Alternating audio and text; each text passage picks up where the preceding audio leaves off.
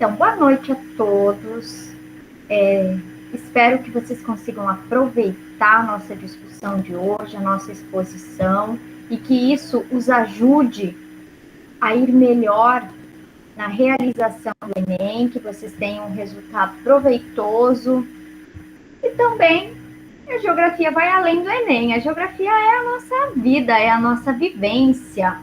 Então, boa noite a vocês que estão aqui, bom dia, boa tarde a vocês que verão esse nosso encontro em um outro momento.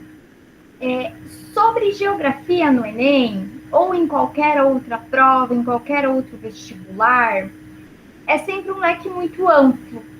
Então, como ontem nós já tivemos aula com a professora Drica, ela ficou de focar na parte mais física e eu fiquei com a parte mais da geografia política, da geografia econômica. Então, vamos lá. O meu nome é Lia Mar, sou a professora Lia. Eu trabalho com geografia no campus de Gaspar, no IFSC de Gaspar. Olha só, nós vamos começar com uma discussão bem básica, porque toda prova, ou a maioria delas, cai a geografia e os conceitos da geografia. E tem muitas pessoas que erram isso, porque é uma discussão que é feita ou nos anos iniciais, ou às vezes no primeiro ano do ensino médio, e depois ela não é mais retomada no decorrer dos anos em que nós temos contato com a geografia. Mas o que é geografia? Se nós fôssemos olhar a palavra geografia, ela significaria, na tradução do latim para o português, o estudo da Terra. Porém, se a geografia ficasse somente atinada ao estudo da Terra, a descrição da Terra, que seria a sua essência, ela já teria se findado há algum tempo, porque já foi feita a descrição da Terra, dos locais, a interdependência destes, já foi falado muito, já foi relatado sobre as terras que estão acima do nível das águas já há um bom tempo. Então, se a geografia não se renovasse enquanto ciência, ela teria perdido o seu espaço. Mas a geografia ela vai se renovar com o passar do tempo e ela vai deixar de ser essa ciência de descrição. E ela vai ser uma ciência de interface. A ciência que vai ligar as vivências humanas com o meio natural e vice-versa. Então, é a geografia a ciência responsável por estudar a relação homem-natureza e homem-sociedade. Então, a geografia tem essa incumbência para si. Para se arquitetar enquanto ciência e conseguir estudar melhor essa relação homem-natureza e essa relação homem-sociedade. E quando eu falo homem, eu falo no sentido de indivíduos, sejam eles masculinos ou femininos. Estou aclarando esse ponto. Então, para melhor descrever isso tudo, a geografia, ela definiu o seu objeto de estudo, que seria o espaço geográfico. Já chegamos lá. Calma aí, se você não lembra o que é espaço geográfico. E para fundar o espaço geográfico, para dar corpo, para sustentar o objeto de estudo da geografia, a gente usa algumas categorias de análise. E as mais conhecidas são paisagem, território, lugar e região. E depois, é claro, nós vamos ter alguns conceitos que também vão nos ajudar a entender melhor a geografia e a melhor estudar este espaço geográfico. Mas vamos lá. O espaço geográfico, ele não é somente um espaço natural. Ele precisa, para ser objeto de estudo da geografia, para se tornar geográfico, o elemento humano, o indivíduo, eu, vocês, a sociedade. Se não existir o elemento humano em contato com aquele meio natural, trabalhando, transformando, tecendo relações, sejam elas políticas, econômicas, culturais, sobre aquele espaço e com aquele espaço, nós não podemos dizer que é um espaço geográfico. Então, o espaço geográfico é aquele espaço que é trabalhado pelas relações humanas.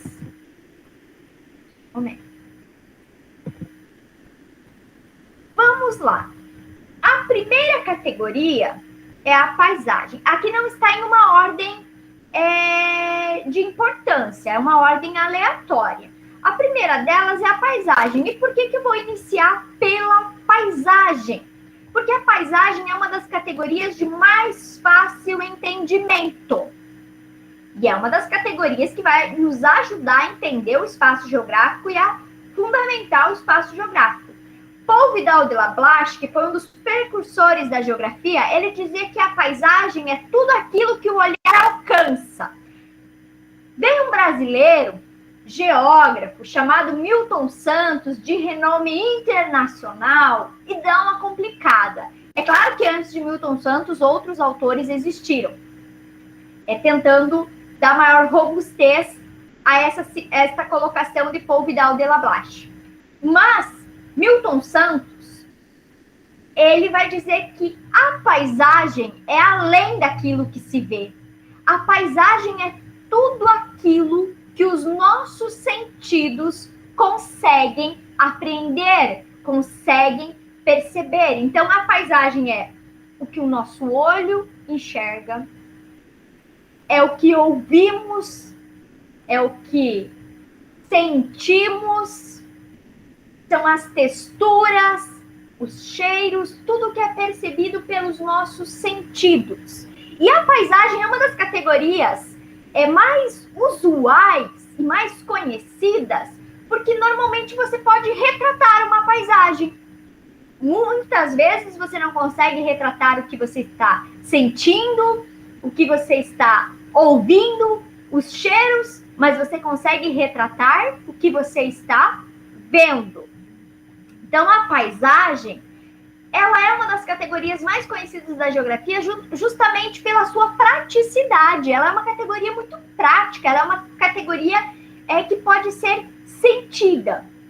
E a paisagem é ela que vai fazer as caricaturas, fazer o desenho, é ela que vai exprimir no papel aquele espaço geográfico que foi transformado pela técnica, que foi transformado pelo trabalho e pelas relações humanas. Uma outra categoria muito importante para a geografia é o território. Por que o território se faz importante? Porque o território é um espaço definido por relações de poder. Normalmente, quando a gente fala em território, o que vem à nossa cabeça? Ou um território de um país, ou uma determinada cidade. Normalmente, um espaço de solo delimitado, com limites próprios, com uma população que esteja vivendo sobre aquele determinado território, que tenha leis, que tenham costumes parecidos. Então, o território, ele vai também dar corpo a esse espaço geográfico, porque estas transformações da natureza, elas vão ser circunscritas dentro de um território. Então, o território é realmente onde as relações de poder acontecem, onde as relações políticas, onde as relações econômicas, onde a nossa vivência, onde a nossa cultura, os nossos hábitos ocorrem. São estas relações que moldam os diferentes territórios que nós temos espalhados pelo planeta Terra. O território brasileiro, por exemplo, tem uma constituição, tem um solo, uma terra mesmo, um delimitar, diferente do que é a Argentina, que vai ser diferente que a Itália, que vai ser diferente que a Rússia. E nós temos religiões ou opções de espiritualidades diferentes, nós falamos muitas vezes línguas diferentes, usamos moedas diferentes. Então, isso vai moldar o território, o que é comum ao povo que vive sob aquela determinada parcela do solo. E é no território que a gente vai projetar essas relações de poder, essas relações, sejam elas culturais, físicas, emocionais, econômicas. Lugar é uma outra categoria. O lugar normalmente é a categoria que é mais representada pela paisagem. E o lugar, claro, vai estar dentro do território, assim como também a região, e isso tudo é que vai dar sustento ao nosso espaço geográfico. O que é o lugar? O território é algo mais amplo. O lugar, enquanto o território tem a ver com poder, com relações de poder, quem manda, quem obedece, com regras e tudo mais, o lugar tem a ver com questões de afetividade. Onde eu me sinto bem, onde eu quero estar, este é o meu lugar. E o que é meu lugar, o que eu me sinto pertencente, o que eu me sinto bem, você pode não se sentir pertencente, você pode não se sentir bem porque não é o seu lugar. Então, o lugar, ele tem a ver com questões de afetividade. Então, lembrem-se sempre. E, normalmente, as paisagens que a gente vê por aí, as figuras, as fotografias, muitas delas retratam lugares de vivências pacíficas, lugares bons, mas também a gente tem que se alertar que a paisagem não é só lugar bonito, não é só lugar bom, pode ser um lugar devastado pela guerra. Paisagem é todo e qualquer espaço que tenha o homem vivendo e projetando as suas relações sobre aquele determinado território.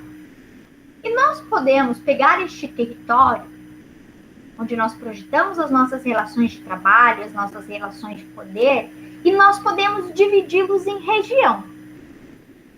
Só que para dividir em região, a gente usa um termo que a gente chama de regionalizar. Nós regionalizamos o território. O que significa regionalizar um território? Dividi-los em seções que tenham características comuns. Ou seja, agrupar determinadas coisas que tenham alguma característica parecida, semelhante.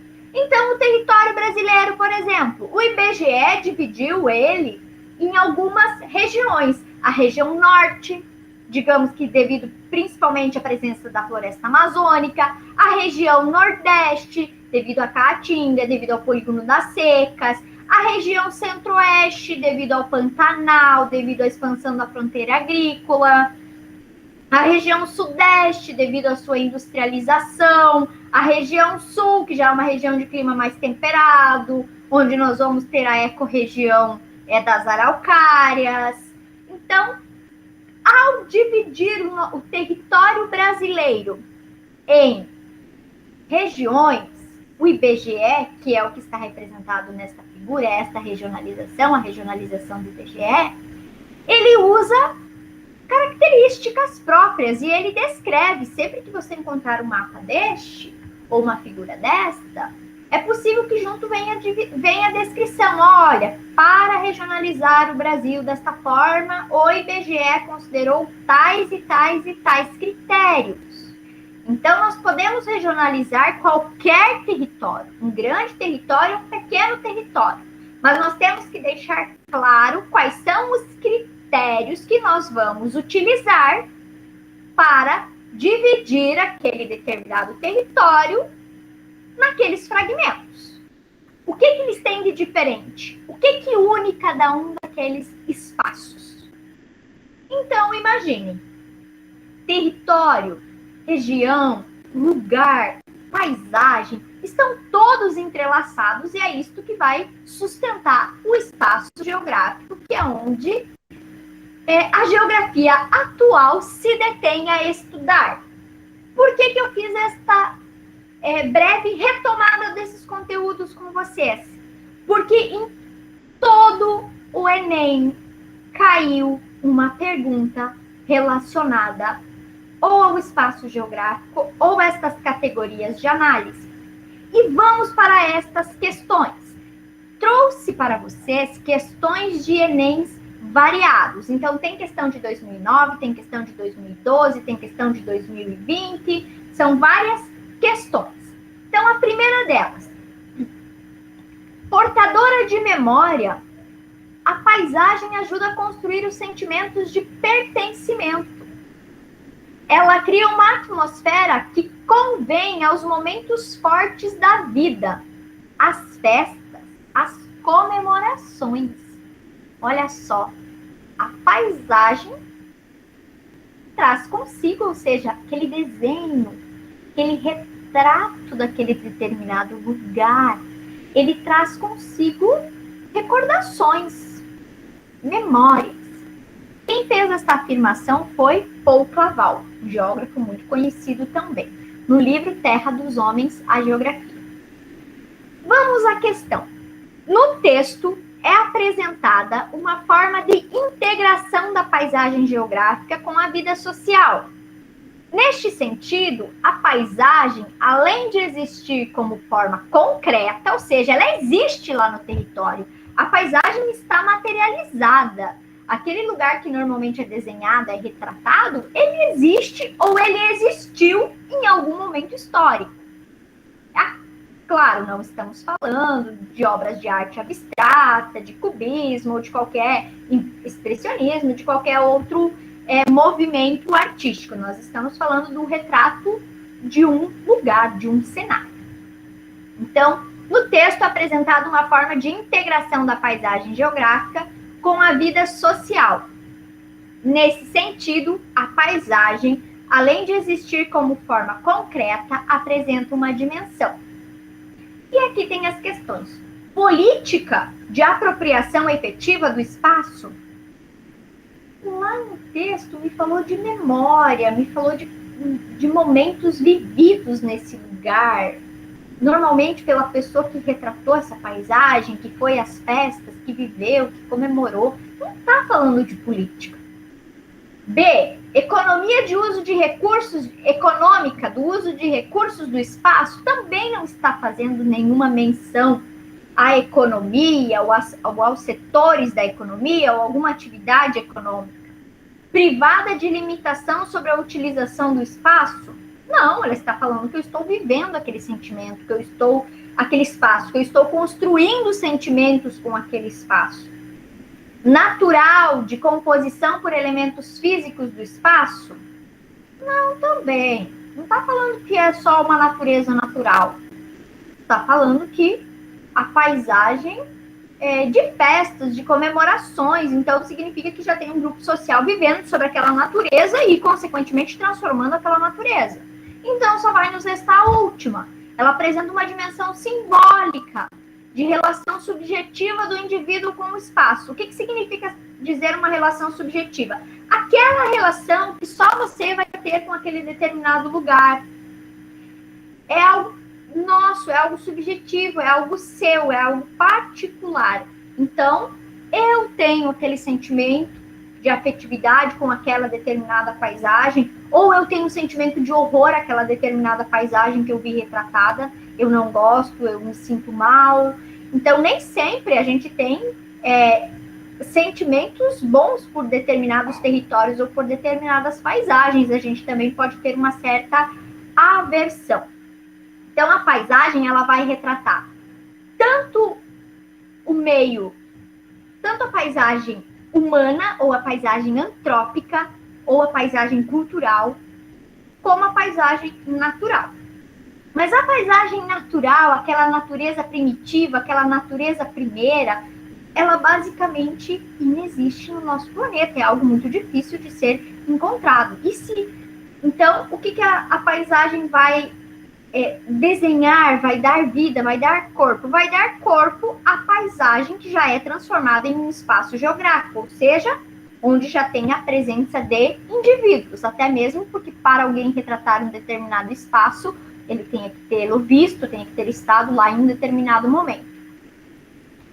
Segunda questão, sobre estas mesmas categorias e sobre o objeto de estudo da geografia, o espaço geográfico. No dia 1º de julho de 2012, a cidade do Rio de Janeiro tornou-se a primeira do mundo a receber o título da Unesco de Patrimônio Mundial como paisagem cultural. A candidatura apresentada pelo Instituto do Patrimônio Histórico e Artístico Nacional, o IPAN, foi aprovada durante a 36ª sessão do Comitê do Patrimônio Mundial.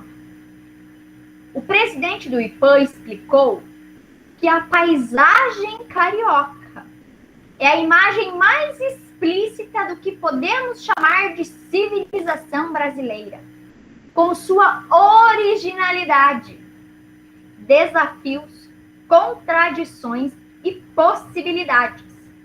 A partir de agora, os locais da cidade, valorizados como título da Unesco, serão alvo de ações integradas visando a preservação da paisagem cultural.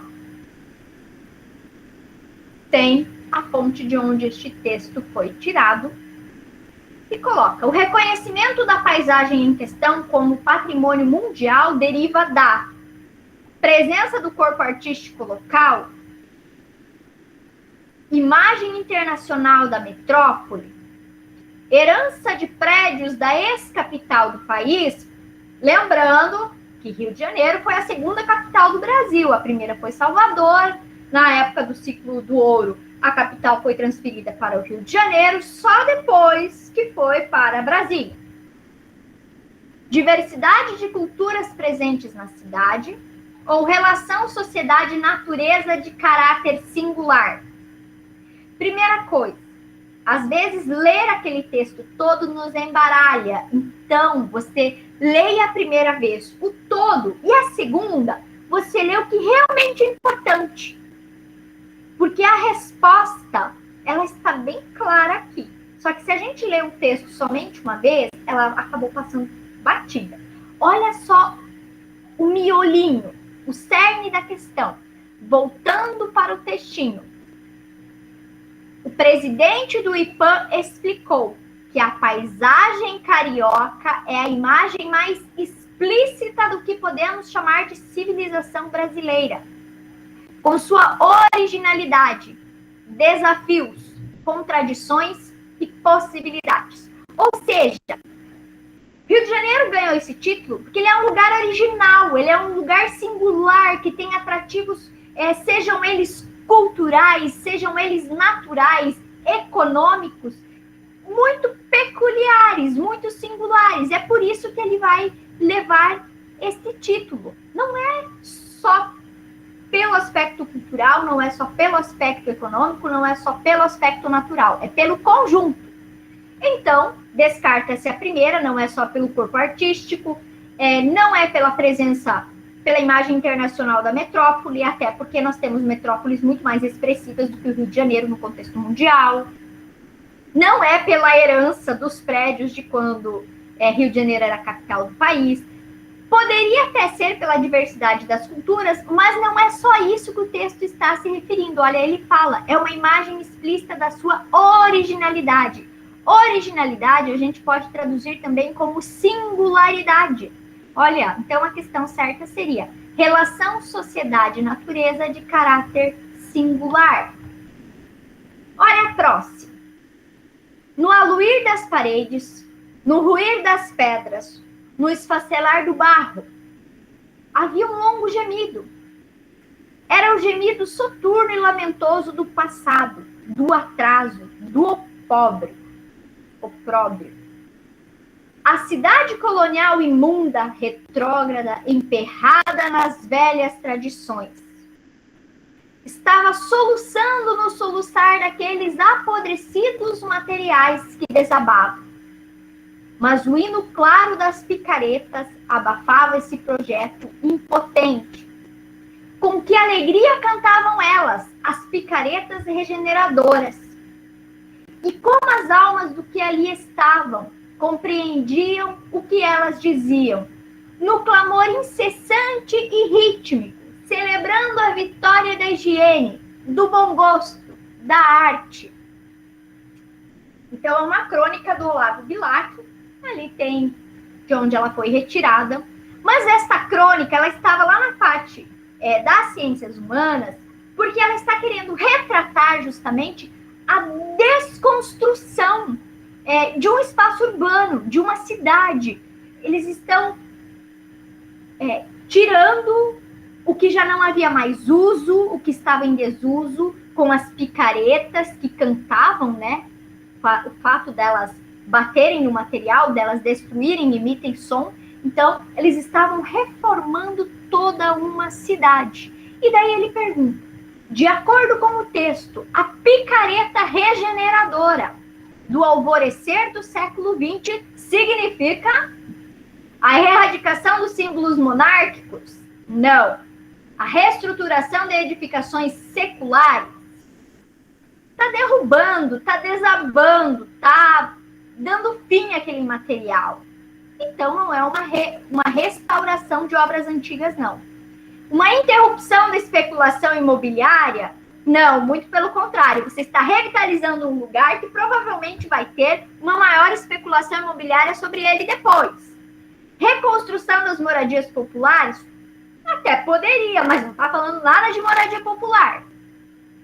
Então, a resposta que melhor vai se adequar ao que está descrito nesta crônica é a reestruturação do espaço urbano, ou seja, ele está sendo transformado, ele está sendo desgastado para que o novo surja através do som das picaretas, aquele espaço, aquela paisagem que até então existia e que para alguns poderia despertar bons sentimentos, será transformada, passará a existir uma nova paisagem devido ao trabalho humano, e trabalho humano a gente na geografia chama de técnica. Guarda isso, se você vê lá em algum texto, técnica se refere muito às transformações feitas pelo homem. E como que o homem transforma? Através do trabalho.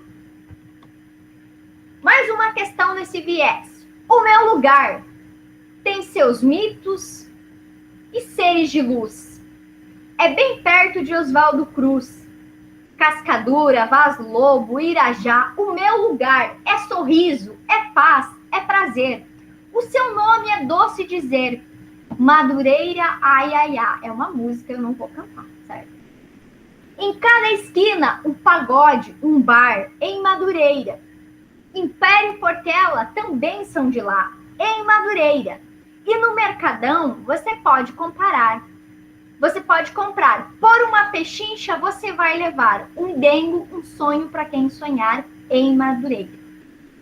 É o meu lugar. Então, o autor está descrevendo Madureira, o lugar dele, a forma como ele via a Madureira. Ele está descrevendo a paisagem, o seu lugar, só que ele está descrevendo através das suas palavras e não através de uma imagem.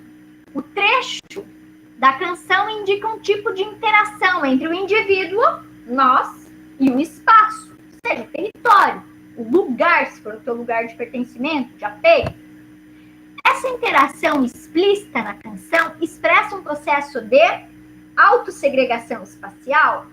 Olha, ele não está ali na canção dizendo que ele está separado de todo mundo, que ele está sofrendo, que aquele espaço onde ele vive não é um espaço bom, não é um espaço confortável. Ele não está falando de ser autossegregado espacialmente, ou seja, desta cisão que normalmente nós fazemos entre locais desenvolvidos, principalmente no tocante à infraestrutura, e sem possuir infraestrutura, um lugar onde normalmente pessoas com maior poder aquisitivo vivem e o outro onde pessoas com menor poder aquisitivo residem. Então ele não está fazendo esta diferenciação no seu poema. Exclusão sociocultural também não está falando disso, do fato de muitos considerarem, por exemplo, determinados tipos de música ou determinadas culturas inferiores às outras. Ele não está falando disso. Homogeneização cultural. Homogeneização cultural, gente, isso advém muito com a globalização. Por quê? A globalização, ela tende a chegar em muitos lugares, a levar os mesmos gostos, principalmente através da internet e através da televisão. Então, a gente acaba tendo um gosto parecido, mesmo estando em diferentes pontos do mundo. E quem é o protagonista disso é a globalização. É um efeito que a gente chama de globalização, que advém depois com o avanço do capitalismo. Por exemplo, Coca-Cola. Basicamente existe em todos os países do mundo. Basicamente, é um ou outro ainda que não abriu seu mercado para a comercialização da Coca-Cola. Mas quem diz que Coca-Cola é o melhor refrigerante, que Coca-Cola é bom, que Coca-Cola te deixa feliz? É o marketing, é a propaganda. Então, é uma empresa que investe muito em propaganda, que investe muito em convencimento do consumidor. Ele está falando dessa homogeneização cultural? Muito pelo contrário, gente. Ele está falando da peculiaridade do lugar, da singularidade. Olha só, eu não tenho ideia de quais são os seres de luz desse lugar. Tubaína é muito melhor. Eu não posso falar nada porque eu não bebo muito refrigerante. Então, para mim... Mas eu concordo, sabe? Tem muitas coisas que são muito boas, mas que a gente deixa muitas vezes até de provar, porque a gente está imerso nesse mundo da globalização que diz que tal coisa é melhor. A gente tem até medo de provar o contrário, pensando que não é bom, e às vezes é muito melhor. E ele não está falando dessa coisa que homogeniza, que todo mundo gosta, que todo mundo conhece. Ele está falando do particular. Ele está falando de Cascadura. Não sei quem é Cascadura. Então é particular dele, do lugar que ele vive. Expansão urbana. Ele não está dizendo que este lugar está passando por um crescimento desordenado ou por um crescimento ordenado que foi impulsionado por determinado fator. Não. Ele está falando que ele pertence para esse espaço, que ele pertence para esse lugar, que ele gosta de estar lá, que ele gosta de ir no pagode no bar da esquina, que ele gosta de ir no Mercadão, que lá no Mercadão tem de tudo, que lá você compra tudo, até um sonho se você quiser sonhar. Ele gosta de estar em Madureira, então ele está falando do sentimento de pertencimento para aquele lugar, para aquele espaço. E é uma das melhores coisas dentro da geografia que você pode trabalhar assim, que você pode ver, é a questão do pertencimento. Tem pessoas que são extremamente saudosas, amáveis por pertencerem àquele lugar. Falam tão bem de determinado lugar que você se apaixona muitas vezes sem ter conhecido aquele lugar. E aqui, ele vai falar um pouquinho da região. Então, aqui, por que eu trouxe essa questão? Porque, às vezes, vai muito mais do olhar atento do que ler e reler a questão. Principalmente quando tem figura, quando tem gráficos, quando tem tabelas. Às vezes, um olhar atento. Olha só, o artesanato traz as marcas de cada cultura. E, desse modo, atesta a ligação do homem com o meio social em que ele vive, ou seja, com o território, com o lugar que ele vive. Os artefatos são produzidos manualmente, tipo importante, e costumam revelar uma integração entre o homem e o meio ambiente, identificável no tipo de matéria-prima utilizada. Pela matéria-prima, o barro, ele está me dizendo que nesta obra da imagem foi usado o barro, utilizado, e pelos tipos humanos representados, em qual região do Brasil o artefato acima foi produzido? No sul, no sudeste, no norte, no nordeste ou no centro-oeste? Olha, se tivesse uma araucária ali, se tivesse um gorrinho, um fogão a lenha, qualquer coisa assim, você poderia chupar sul, tá? Mas não tem. Não tem grandes rios, não tem grandes florestas. Mas o que a gente vê? A gente vê alguns instrumentos musicais, a gente vê o fundo da imagem. Ele também seria um tom terroso, um tom escuro, um tom que remete ao barro. As próprias esculturas são feitas de barro. E tem o chapéu que entrega, é claro, de onde vem esta cultura, que seria da região Nordeste. Então, a gente precisa, às vezes, estudar não só o que está escrito, mas desvendar as entrelinhas. Poderia ser professora do Centro-Oeste? Mas será que o Centro-Oeste, ali onde tem Mato Grosso, ele é tão seco assim? Ele tem esse barro? Provavelmente, gente, ia ter algo a ver com animais, ia ter algo a ver com florestas. Se fosse do Sudoeste, provavelmente ia ter algo mais tecnológico, porque é a região mais industrializada do nosso país. E agora a gente vai continuar um pouquinho, para a gente conseguir pincelar um pouquinho dessas questões geopolíticas, geoeconômicas. A gente vai falar um pouco, saindo desses conceitos da geografia, sobre um tema que sempre cai. Gente, eu adoro trabalhar na geografia física. os rios, a agricultura, biomas, a cartografia, mas boa parte da prova do Enem, a maior parte dela é construída por questões geopolíticas ou geoeconômicas. Então, é por isso que a minha revisão vai ser focada basicamente em questões geopolíticas ou geoeconômicas. Aqui eu trouxe basicamente um desenho, né, uma figura, e vocês estão vendo que eu não uso a palavra mapa. Por quê? Porque mapa tem que ter elementos cartográficos que são obrigatórios para que a gente possa chamar aquela determinada figura de mapa. Tem que ter as coordenadas geográficas do lugar, este aqui não tem. Tem que ter legenda, esse até aponta. Tem que ter um título, tem que ter uma escala, tem que ter a orientação de onde é norte, sul, leste, oeste. E normalmente nessas imagens que nós temos aqui, estes itens todos não estão elencados. Por isso que vocês vão me ver chamar de figura. Mas sim, aqui nós temos uma representação do mapa mundi. E ele está demonstrando que o mundo organizado é segundo uma velha concepção que nós tínhamos, que era derivada das descobertas dos territórios. Então, o velho mundo, que vai se referir à Ásia, à África e à Europa, que são os locais de procedência histórica mais antiga e, basicamente, boa parte tanto da América, que é o Novo Mundo, como do continente da Oceania, que é o Novíssimo Mundo, foram conquistados, sobretudo, pela Europa depois. Então, essa denominação Velho Mundo, Novo Mundo e Novíssimo Mundo, ela é uma concepção histórica baseada na posse que principalmente a Europa deteve sobre os territórios da América, que foram descobertos primeiro. Então, Novo Mundo, nós éramos o Novo Mundo lá para a Europa, principalmente, e depois ela vai descobrir as ilhas ali, que formam o continente da Oceania, e vai ser chamado de Novíssimo Mundo. Se vocês olharem aqui na imagem, Novíssimo Mundo está apontando para a Austrália.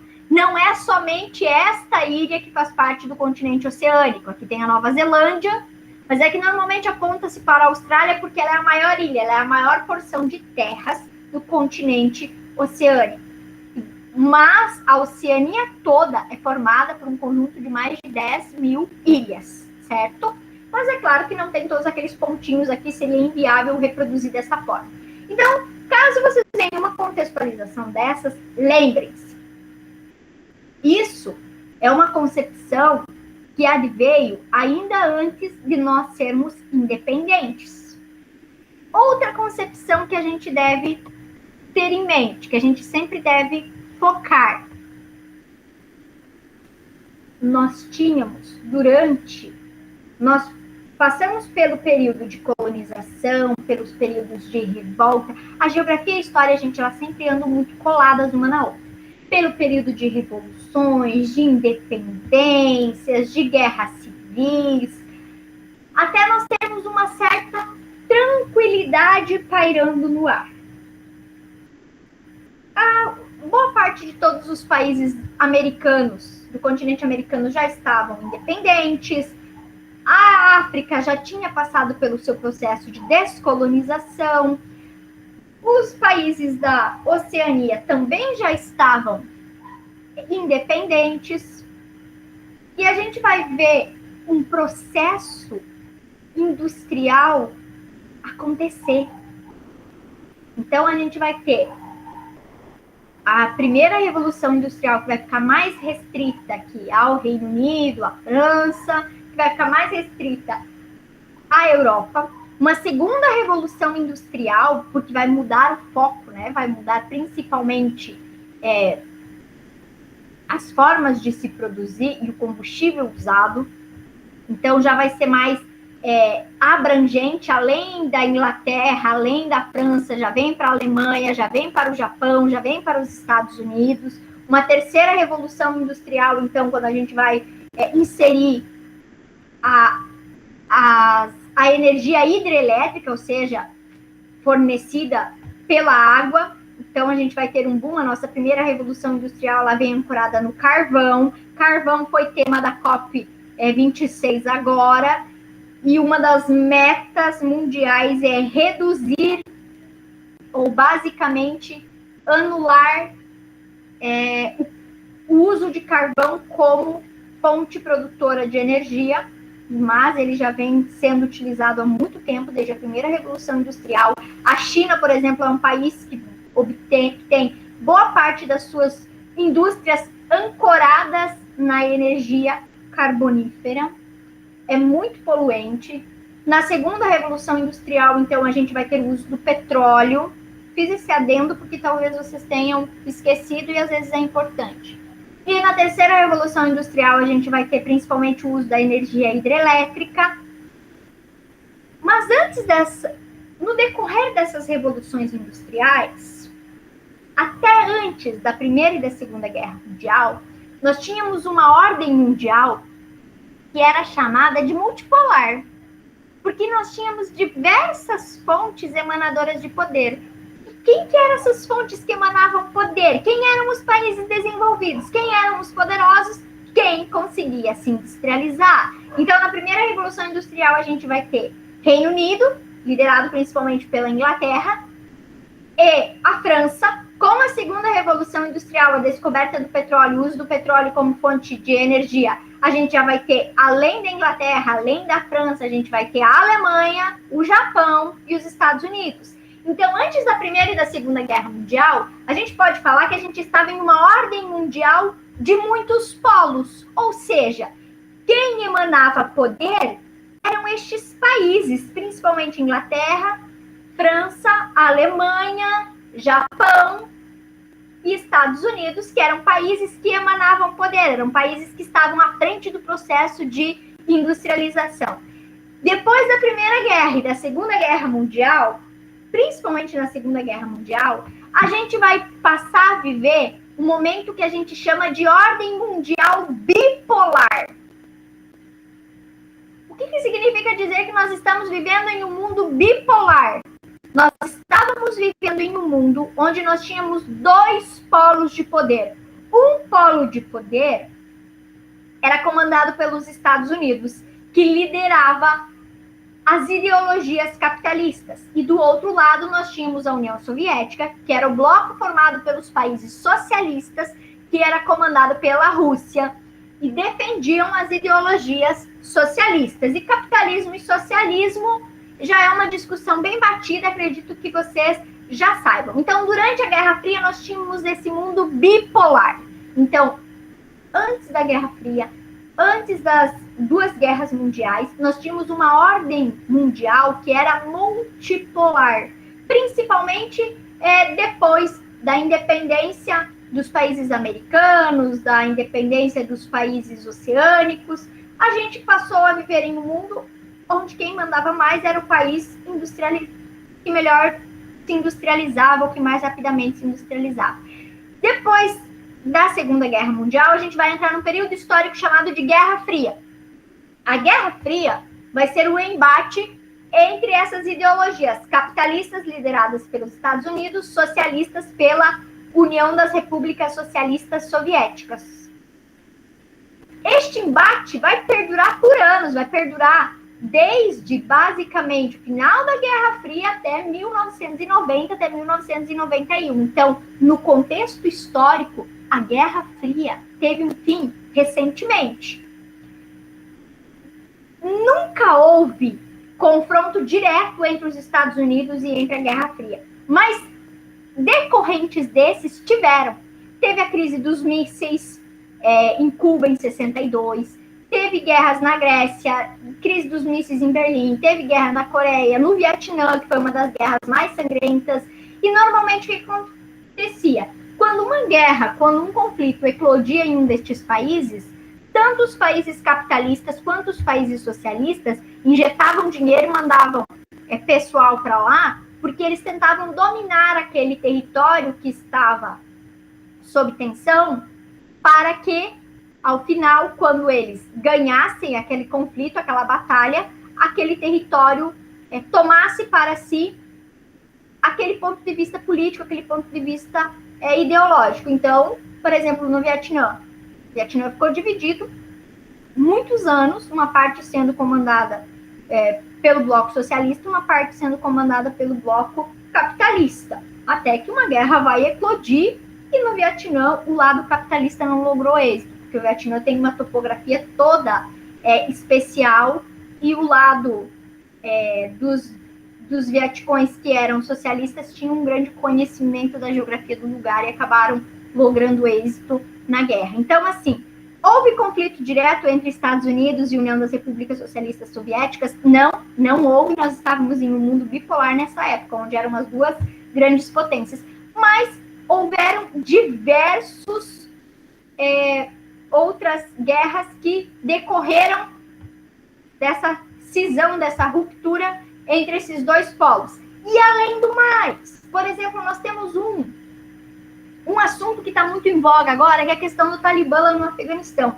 Estados Unidos retirou suas tropas de lá, deixou o Afeganistão, o Talibã está tomando. Gente, a origem talibanesa, Talibã, ela é alçada, nos remete ao período da Guerra Fria. E os Estados Unidos, naquela região onde o Talibã foi ganhar corpo, os Estados Unidos injetava recursos, injetava dinheiro, porque era uma forma de dar corpo a um grupo que era contra os preceitos socialistas. E hoje a gente vê esse desenrolar muito diferente da história. Então, em um passado um pouco distante, lá nos primórdios, quando o Talibã estava se estruturando enquanto grupo, ele, digamos assim, que recebeu um certo ok dos Estados Unidos para a sua existência, porque ele era favorável à ideologia capitalista e não à ideologia socialista. Então, era uma forma de manter o domínio ideológico capitalista sobre a região do Afeganistão, do Irã, Iraque. Então, temos ligações por aí. Toma cuidado que isso pode pintar na sua prova assim meio...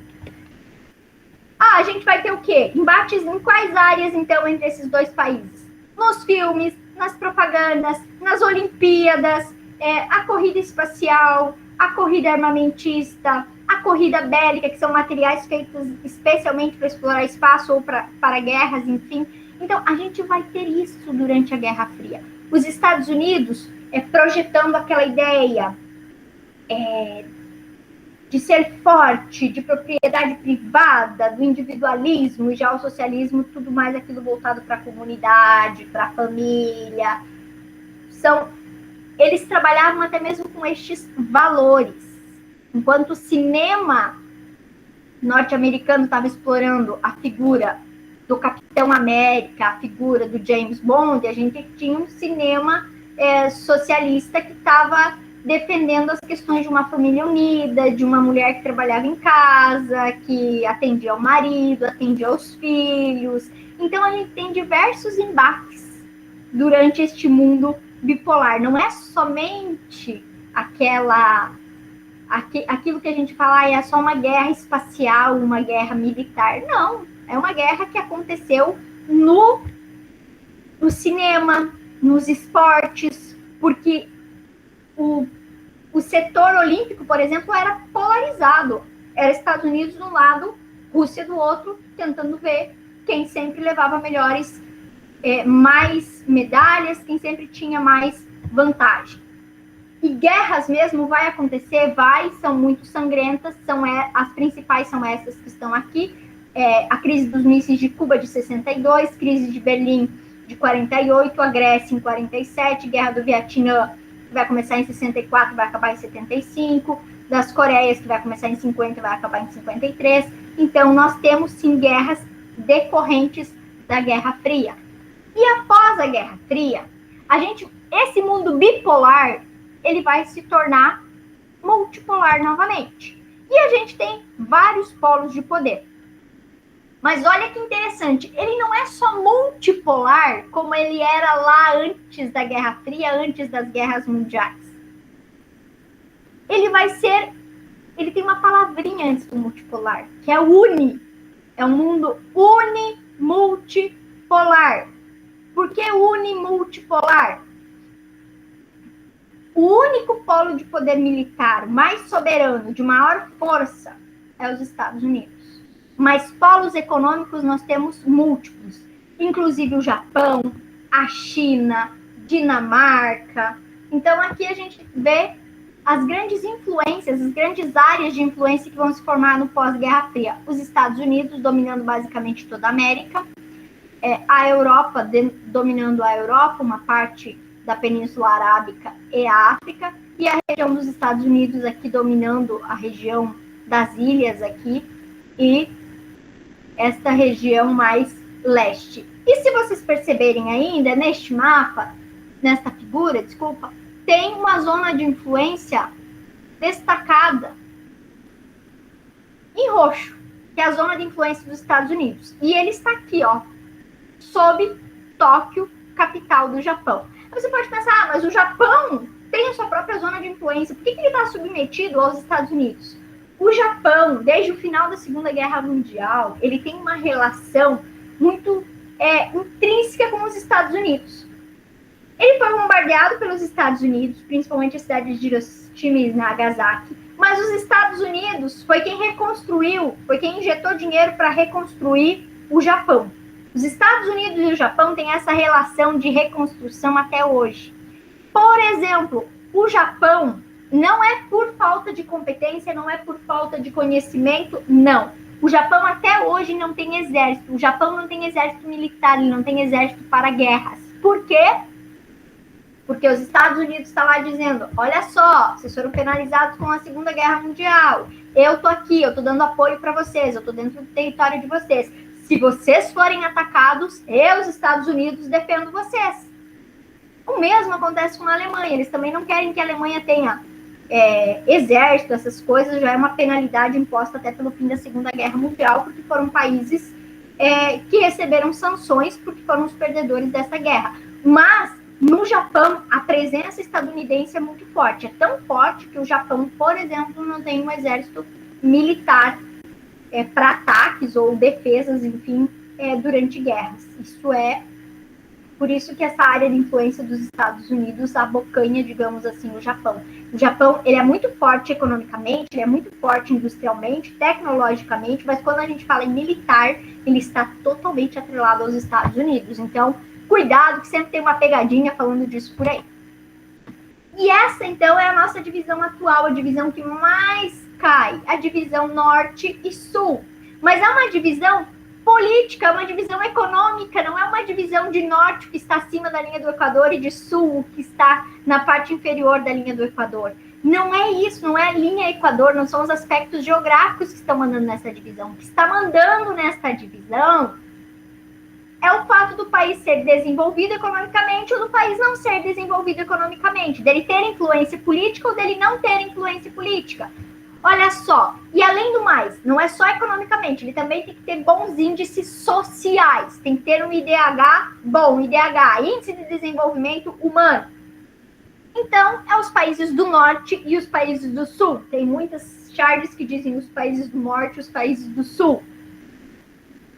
Países do norte, Canadá, Estados Unidos, Islândia, Noruega, basicamente a Europa toda, a Rússia e a Austrália, a Nova Zelândia, que são países da Oceania muito desenvolvidos, com bons índices econômicos, com bons índices sociais.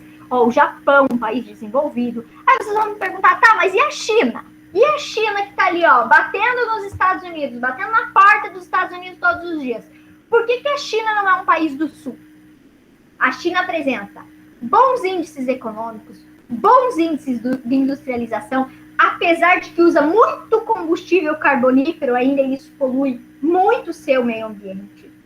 Mas a China ainda não possui índices bons quanto ao seu aspecto social, quanto à qualidade de vida, quanto às condições de vida e trabalho da sua população. Então, para você ser considerado um país desenvolvido, não basta somente a sua economia ser boa, não basta somente você ter influência política, mas você também tem que ter bons índices sociais. E a China ainda não alcançou esse índice. Tem influência política, tem influência econômica, mas ainda os seus índices sociais são negativos.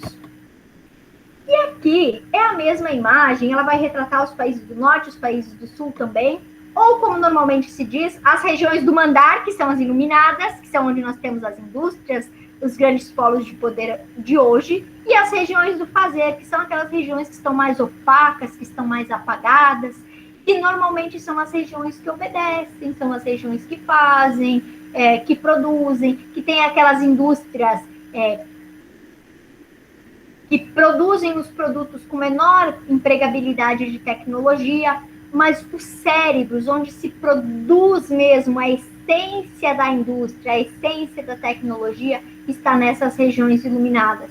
Olha aqui os Estados Unidos, olha aqui a Europa, olha aqui o Japão, aqui a costa da China, olha a Índia também, olha aqui a Austrália, olha aqui na África, nós temos aqui, ó, na África do Sul, que é um dos países mais desenvolvidos da África, da porção subsaariana, ou seja, da porção ao sul do deserto do Saara. Olha só o Nilo, gente. Aqui é o Rio Nilo. Aquele rio que a gente estudou lá em história, que não sei quem viveu lá milhões de anos atrás. Então, olha só, o Rio Nilo é um lugar industrializado, um lugar desenvolvido.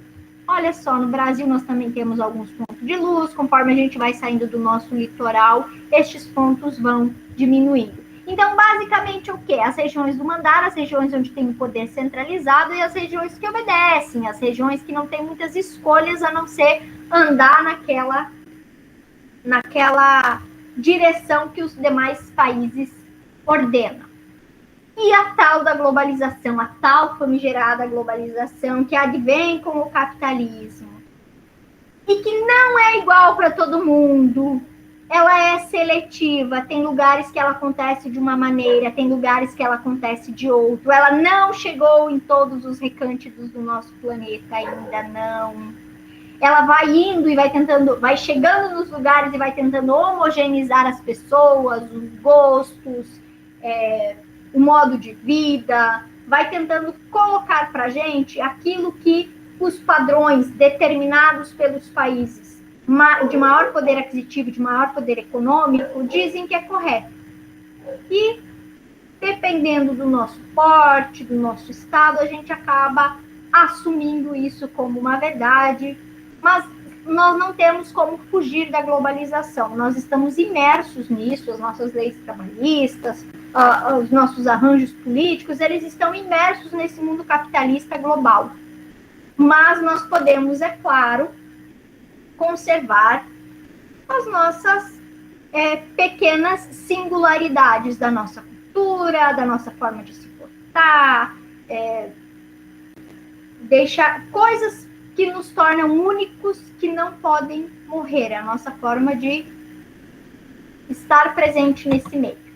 E aqui, junto com tudo isso, gente, junto com a primeira revolução, com a segunda, com a terceira, junto com essa fase do mundo ser multipolar, bipolar, unimultipolar, a gente vai ter uma coisa chamada Divisão Internacional do Trabalho. E daí aqui a gente vai descobrir de que lado que a gente está sempre. A primeira Divisão Internacional do Trabalho, ela vai acontecer na época do capitalismo comercial, na época que o Brasil ainda era colônia de Portugal.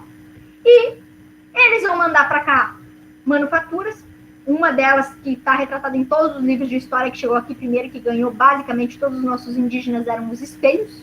Então vão mandar para cá um monte de coisa que às vezes a gente nem precisa, a gente nem sabia que aquilo existia, a gente não precisava daquilo, e a gente vai mandar para lá os metais preciosos que a gente vai encontrar, principalmente muito pau-brasil, que foi o primeiro produto que nós exploramos aqui. Na segunda fase, que é a fase do imperialismo, quando eles já estavam descobrindo basicamente o continente africano, o continente...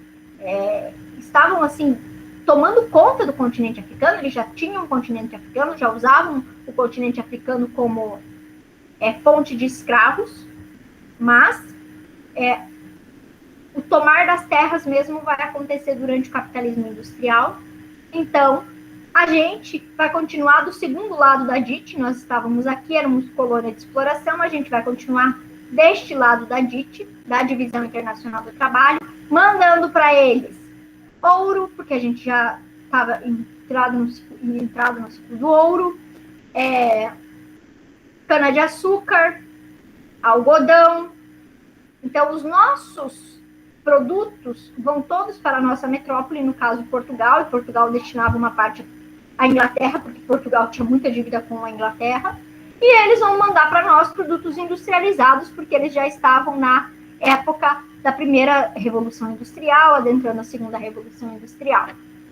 Então, depois da Segunda Guerra Mundial, quando a gente, além do carvão, a gente vai descobrir também o petróleo, a gente vai ter uma nova divisão internacional do trabalho, que eles chamam de DIT clássica. Então, a primeira era a DIT tradicional, a DIT antiga. Aí nós tivemos uma consolidação da DIT, onde, olha, é assim mesmo que funciona. Os mais pobres ganham menos por a sua matéria, enquanto que os mais ricos, como a matéria tem uma maior tecnologia empregada, ganham mais nesse comércio. A gente vem para uma DIT clássica, onde tem, de um lado, os países subdesenvolvidos não industrializados. Mas quem são esses países subdesenvolvidos não industrializados? Aqueles que foram colônias, principalmente dos países europeus, como o Brasil, como a Argentina, como o Paraguai. Então, a gente vai continuar mandando o que para eles? Mandando produtos de origem primária, mandando muito produto agrícola. Ah, professora, não é bom mandar produto agrícola para outros locais? Olha, para a nossa economia, por exemplo, é o que mantém, gente, a nossa balança comercial em alta. Mas qual é o problema disso?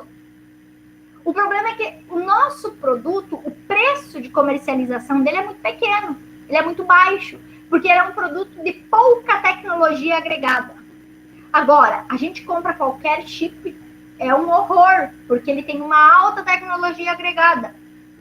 Então, isso vai continuar se repercutindo na DIT clássica e na DIT atual, que é a nova DIT, ela é assim chamada.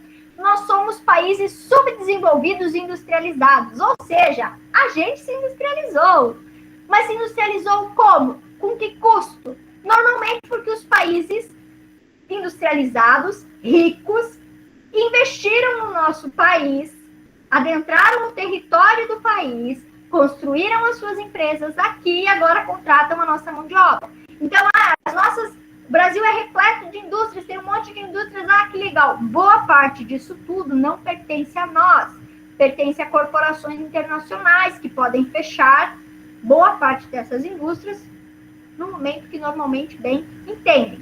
Então, a gente sempre ficou, pelo menos nós enquanto Brasil, que é isso que vão perguntar para vocês lá no Enem, a gente sempre esteve do lado direito dessa divisão internacional do trabalho, ou seja, a gente sempre esteve do lado mais fraco, do lado que sempre mandou produtos de origem primária, ou que agora conseguiu se industrializar, mas conseguiu se industrializar devido a dinheiro e a capital injetado por outros países, e a gente tem muitas indústrias, mas indústrias não de alta tecnologia, são indústrias mais básicas.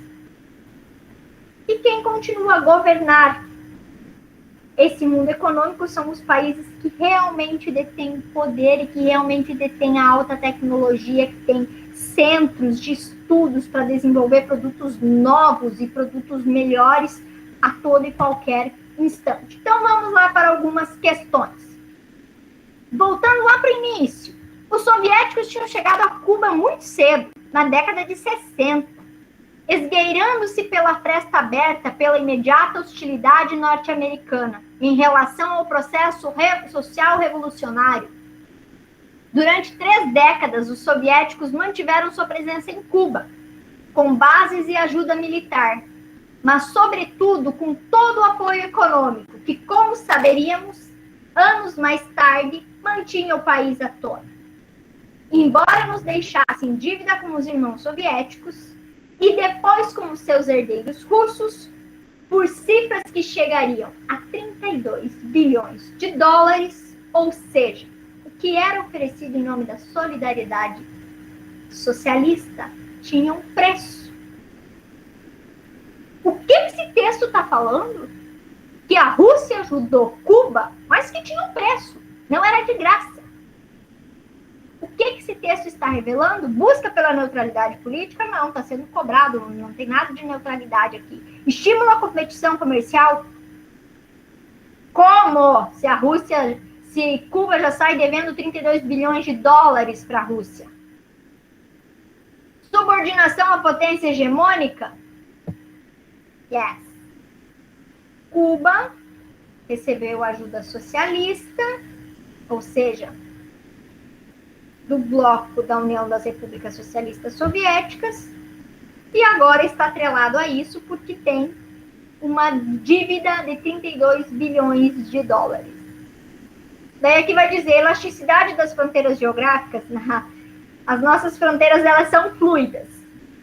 Elásticas não seria um termo adequado. Compartilhamento de pesquisas científicas também não é isso que está sendo retratado no texto. Olha só sobre a DIT. A Divisão Internacional do Trabalho significa que alguns países se especializam em ganhar e outros em perder, regiões do mandar e regiões do fazer.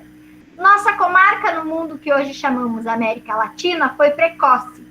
Especializou-se em perder desde os remotos tempos em que os europeus do Renascimento se aventuraram pelos mares e lhe cravaram os dentes na garganta. Passaram-se os séculos e a América Latina aprimorou as suas funções. Olha só, ele está dizendo que desde o passado, lá quando o Brasil foi descoberto pelos europeus, a gente já tinha alguém aqui, ó, tirando o nosso sangue. E isso ainda continua. Escrito na década de 70, o texto considera a participação da América Latina na Divisão Internacional do Trabalho marcada para produção inovadora, não está falando nada disso não, superação paulatina do caráter agroexportador, também não está falando nada sobre a gente vender produto de origem agropecuária. Apropriação imperialista dos recursos territoriais, essa pode ser. Eles chegaram aqui e já foram sugando o que a gente tinha, já foram tirando o que nós tínhamos e continuam hoje através da nossa mão de obra e tudo mais. Valorização econômica dos saberes tradicionais, não, gente. Eles dizimaram as populações indígenas. Isso não é valorizar saber tradicional nenhum. Dependência externa do suprimento de alimentos, não. A gente não tem uma dependência externa. Nós conseguimos produzir e nos sustentar. Ainda bem. Sistema capitalista, as muitas manifestações de crise criaram condições que forçam há algum tempo, vou retomar. No sistema capitalista, as muitas manifestações de crise criam condições que forçam há algum tempo algum tipo de racionalização. Novamente, para vocês verem que nem sempre a gente acerta a leitura e nem a entonação que a gente precisa. Então, é necessário, às vezes, reler mais de uma vez. No sistema capitalista, as muitas manifestações de crise criam condições que forçam a algum tipo de racionalização, ou seja, precisa se racionalizar, precisa se pôr em ordem. Em geral, essas crises periódicas têm o efeito de expandir a capacidade produtiva e renovar as condições de acumulação, ou seja, gerar mais lucro. Podemos conceber cada crise como uma mudança do processo de acumulação para um nível novo e superior. David Harvey, também de óbvio. A condição para a inclusão dos novos trabalhadores no novo processo produtivo é descrito no texto associação sindical? Não. Muito pelo contrário, os sindicatos vão se enfraquecer. Participação eleitoral? Também não está falando sobre questões eleitorais. Migração? Também não estamos falando sobre migração. Qualificação profissional? Sim, é sobre a qualificação. As pessoas só vão entrar neste novo nível, novo e superior, se elas forem qualificadas profissionalmente. Se elas não forem, elas vão desenvolver trabalhos que ganham menos, que têm uma remuneração inferior, ou também serem demitidas e terão que se encontrar novamente no mercado de trabalho. Saudado por centenas de militares de movimentos sociais de 40 países, o Papa Francisco encerrou no dia 9/7/2015, o segundo encontro mundial dos movimentos populares em Santa Cruz de la Sierra, na Bolívia. Segundo ele, presta atenção, a globalização da esperança, que nasce dos povos e cresce entre os pobres, deve substituir esta globalização da exclusão e da indiferença. Então, uma globalização da esperança tem que substituir essa globalização da exclusão e da indiferença. No texto, há uma crítica ao seguinte aspecto do mundo globalizado: liberdade política? Não. Mobilidade humana? Conectividade cultural? Disparidade econômica? Exatamente. Uma globalização, então, que seja capaz de superar essa globalização que está privilegiando os países com melhores índices econômicos, com melhor desenvolvimento social. Então, uma globalização que seja mais, que distribua, que seja mais equânime. Nossa, tem várias questões, então vamos andar um pouquinho mais para a gente entrar também nas questões dos blocos econômicos. Então, para sobreviver neste mundo, principalmente nesse mundo unimultipolar, onde com o fim da Guerra Fria a gente vai ver a ascensão de muitos polos de poder econômico, os países eles vão começar a se unir em blocos econômicos, ou seja, eles vão fazer associações para que eles possam comercializar produtos ou capitais, instalar empresas em outros países que não o seu, de uma forma mais ágil, de uma forma mais prática. Então, para isso, eles vão se organizar em blocos econômicos. Quem vai cuidar disso tudo, normalmente, é a Organização Mundial do Comércio, a OMC. Então, dentro dos blocos econômicos, a gente tem 4 tipos. O bloco econômico pode ser uma zona de livre comércio, pode ser uma união aduaneira, pode ser um mercado comum, ou pode ser uma união econômica e monetária. Não há uma ordem, você não precisa começar um bloco econômico sendo uma zona de livre comércio e ir subindo cada degrau. Mas dificilmente você já consegue abrir um bloco econômico, fundar um bloco econômico sendo um mercado comum ou uma união econômica e monetária. Um bloco que a gente chama de zona de livre comércio, por exemplo, é o NAFTA. É um bloco que só quer fazer transações de mercadorias, de capitais. Então, é compra, venda, fluxo de mercadorias e de capitais. Não entra nesse fluxo trabalhadores, pessoas. Não entra. Porque senão os mexicanos, por exemplo, teriam livre acesso aos Estados Unidos e não entra aqui. O NAFTA, por exemplo, é um bloco econômico do tipo zona de livre comércio. Ok? O que esse bloco visa? Somente o trânsito, a trafegabilidade de mercadorias e de capitais. União aduaneira. O Mercosul, o bloco que o Brasil faz parte é do tipo união aduaneira. Ele já prevê a livre circulação de mercadorias e de capitais. Tem uma certa circulação de pessoas, mas não é totalmente livre. Mas, além da livre circulação de mercadorias e de capitais, ele também prevê uma TEC, que é uma tarifa externa que os países do bloco adotam para países que não fazem parte do bloco, para tornar o comércio mais paritário entre os países que fazem parte do Mercosul. Bloco do tipo mercado comum. Só chegou a ser bloco do tipo mercado comum até hoje a União Europeia, que é o bloco mais antigo que existe, que começou logo após o final da Segunda Guerra Mundial. O que é o mercado comum? Tem que ter livre circulação de mercadorias, livre circulação de capitais, e aqui sim, livre circulação de pessoas. Basicamente, os países que fazem parte do mercado comum, eles têm um aparato jurídico que vai tomando uma forma próxima, parecida. Então, são países que têm basicamente as mesmas leis muito parecidas, leis trabalhistas, leis ambientais, leis fiscais. Então, além de ter a livre circulação de mercadorias, de capitais e de pessoas, também tem que ter um certo equilíbrio entre as legislações. Se a União Econômica é mercado comum, quem que vai ser uma União Econômica e Monetária? Não temos nenhum bloco que chegou lá? Temos. Uma parte da União Europeia chegou lá nesse último degrau. Por quê? Além de prever a livre circulação de pessoas, de mercadorias, de capitais, também tem uma legislação basicamente igual nos países, muito parecidas, claro, cada um com as suas singularidades, com as suas particularidades, mas também tem uma moeda comum, como são os países que fazem parte do bloco econômico da União Europeia e usam o euro como moeda. Então, aqui o Mercosul, os países plenos, ou seja, quem fundou o Mercosul, Brasil, Paraguai, Uruguai e Argentina. Os demais países são membros associados. A Venezuela está suspensa porque infringiu diversos direitos humanos, então está suspensa no bloco já faz alguns anos. Nós temos um outro acordo que é chamado de Unasul. Era chamado de Unasul quando a boa parte dos países latino-americanos eram governados pela esquerda. Quando parte deles começou a ser governado pela direita, a gente teve a troca do nome de Unasul para Prosul.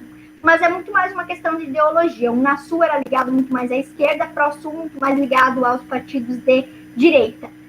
Não tem produzido bons frutos, não tem vingado isso aqui, é algo que não tem ido para frente, mas, às vezes, o que está funcionando, e este ano faz 15 anos, então provavelmente cai, é o BRICS, que é uma associação entre o Brasil, a África do Sul, a Índia, a China e a Rússia. Então, o BRICS, ele visa basicamente 5 áreas de cooperação. A econômico-financeira, a área da saúde, ciência, tecnologia e inovação, segurança e a área empresarial. O BRICS, ele foi pensado, principalmente esse nome, pelo presidente do Goldman Sachs, que é um dos principais bancos norte-americanos ainda em 2001. E ele vai passar a existir em 2006. O BRICS já tem um banco próprio desde 2014. Então, é um acordo que está evoluindo. Ao contrário da Unasul e do Pronasul, que muda de nome e não evolui, o BRICS, assim como o Mercosul, está dando vulto à nossa balança comercial, a compra, a venda de produtos e tudo mais. Então, se atentem, porque BRICS provavelmente cai, está fazendo 15 anos esse ano. O nosso governo já disse em rede nacional que precisamos investir principalmente na cooperação entre estes países que formam o BRIC, dizendo que a gente tem muito a oferecer para a China, como a China também tem muito a oferecer para a gente. Então, se atenta a isso. Então, vamos lá. Olha só. Brasil, Alemanha, Japão e Índia pedem reforma do Conselho de Segurança. Os representantes do G4, Brasil, Alemanha, Índia e Japão, reiteraram em setembro de 2018 a defesa pela ampliação do Conselho de Segurança de Organização das Nações Unidas, durante reunião em Nova York.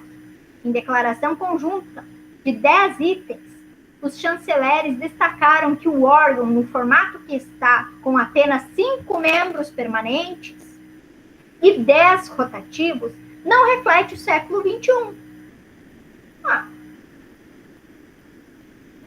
Pouquíssimos membros permanentes. Então, o Brasil, a Alemanha, Índia e Japão também querem ser um membro permanente deste grupo.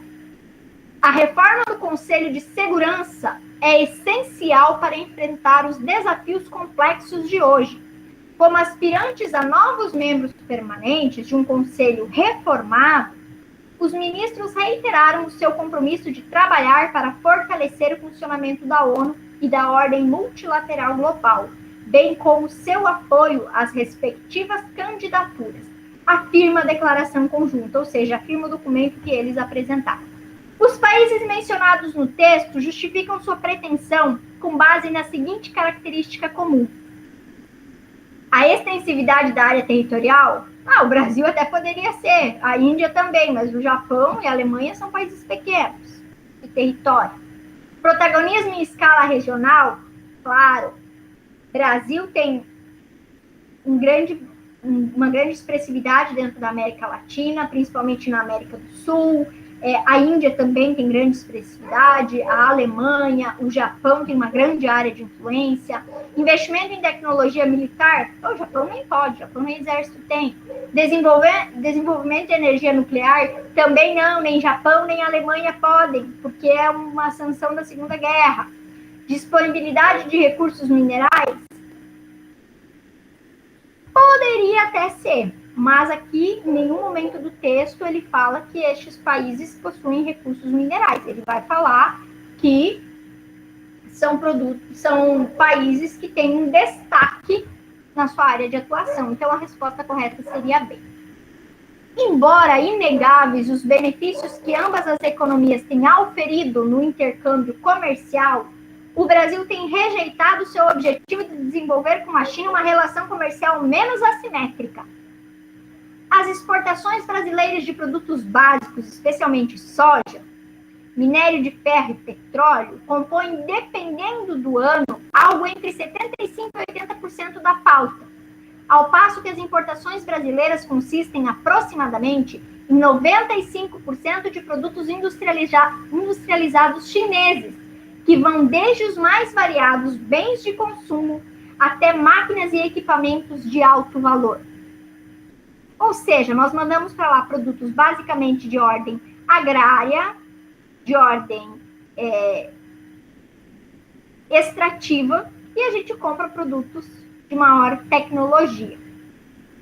Essa ação estatal de longo prazo, capaz de reduzir uma assimetria na balança comercial brasileira, conforme o texto. Ele quer saber qual é a ação do Estado que pode reduzir essa assimetria entre o nosso comércio com a China. O que o Brasil tem que fazer para poder competir melhor com os produtos chineses? Expansão do setor extrativista? Não, a gente já vende muita coisa extrativa para eles, inclusive petróleo e minério de ferro.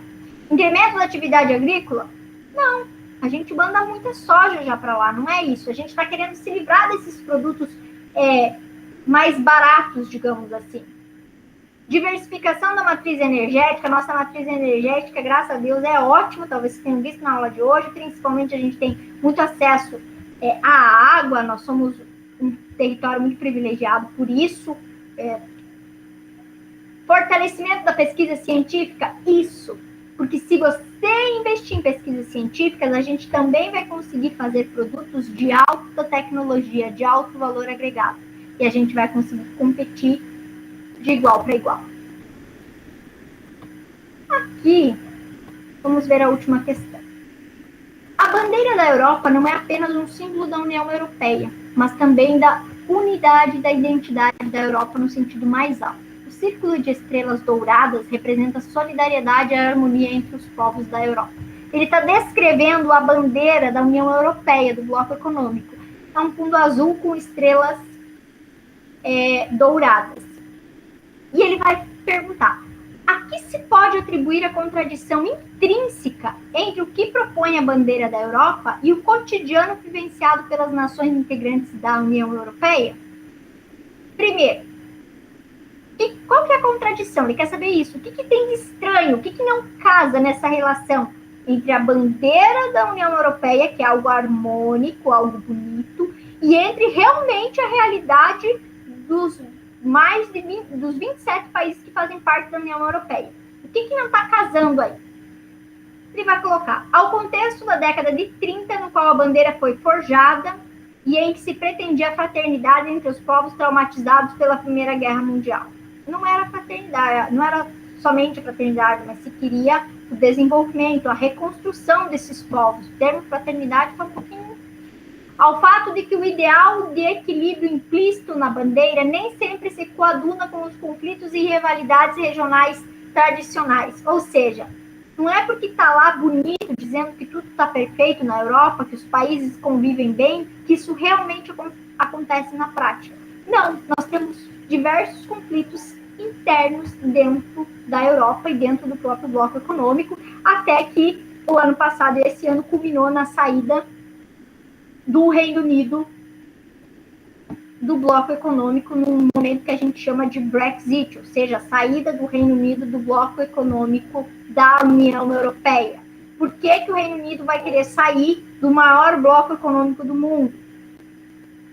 Primeiro, porque eles têm um sistema de cooperação, onde eles precisam ajudar a reconstruir as economias ou ajudar a fomentar as economias dos países que estão passando por alguns percalços. A Inglaterra já estava saturada disso. Também porque eles estavam abrindo alguns dos seus territórios para a recepção de imigrantes. E muitos já estão sendo contra essa política para receber imigrantes. Então, tem vários percalços que vão pesando dentro dessas decisões coletivas e alguns membros vão pedindo a retirada. E quem pediu a retirada recentemente foi o Reino Unido. economia brasileira, então, só uma pinceladinha, lembrar que nós somos muito fortes. Sim, nós somos um país industrializado, principalmente a nossa industrialização vai começar na década de 30 com Vargas, vai tomar corpo em 45 com Juscelino Kubitschek. Nos anos 70, a gente vai passar por um boom, a gente vai começar o processo de desconcentração industrial, ou seja, não vai mais ser só o trecho Rio-São Paulo que vai ser industrializado, mas vai começar a expandir para o sul, vai começar a expandir para Minas Gerais, vai começar a expandir para outros lugares, então a gente vai passar por um processo de desconcentração industrial na década de 70, mas a nossa balança comercial ainda é muito ligada a produtos de baixo valor agregado.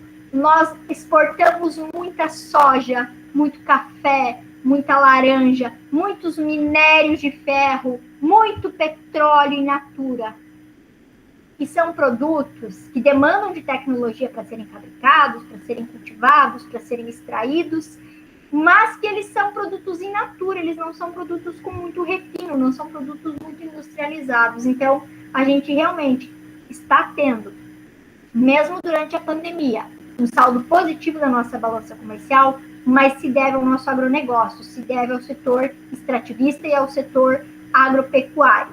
Nós temos, sim, dentro da balança comercial, uma participação das nossas indústrias, mas ainda são aqueles produtos com baixo valor agregado, então não nos dá, assim, não mostra ainda que nós somos um país desenvolvido. E nós somos um país que está galgando e talvez demore centenas de anos para chegar a ser desenvolvido e talvez nunca o seja. Urbanização, nós não somos desenvolvidos, mas nós já somos um país urbano. O que quer dizer um país urbano? Quando cerca de mais de 50% da população do seu país vive em cidades. E o Brasil vai alcançar isso na década de 70, quando a gente vai passar pela desconcentração industrial. Por quê? Porque nós já passamos por um momento de grande concentração industrial e nós estamos passando por um momento de desconcentração industrial, o campo está se modernizando e as pessoas estão indo morar para cidades das mais diversas regiões do país para começar a trabalhar nas indústrias e para começar a viver nas cidades. Então, na década de 70, 56% de toda a população brasileira já vivia nas cidades. E quanto maior for o índice de pessoas vivendo nas cidades, é maior, normalmente, o índice de desenvolvimento dessas cidades. Então, a gente já está com 84% de industrialização, não é de desenvolvimento, de industrialização. Então, 84% da nossa população em 2010 já residia nas cidades, dizendo que o campo já estava basicamente mecanizado. O que é importante saber sobre a nossa economia e sobre a nossa urbanização? Sempre vão cair questões, principalmente até agora, sempre caíram, talvez, este Enem ainda caia, nos próximos vamos ver como que vai ser, porque o nosso próprio governo federal disse que agora o Enem terá uma outra cara, mas os próximos, provavelmente, sempre vão cair questões ligadas aos povos minoritários, então, às quebradeiras de coco, aos indígenas, ao MST, povos que precisam de reforma agrária, de ter o seu espaço assegurado. Então, sempre questões ligadas a esta questão fundiária. E sempre que a gente fala também de urbanização, caem questões atreladas à falta de planejamento. Porque nós nos industrializamos muito rapidamente, ao contrário do que aconteceu nos países desenvolvidos, e a nossa cidades não tiveram tempo de se preparar para receber esse contingente que vinha do campo. Então, junto com a industrialização, veio um crescimento acelerado das cidades, um crescimento desordenado, e isso vai implicar, por exemplo, no processo de favelização.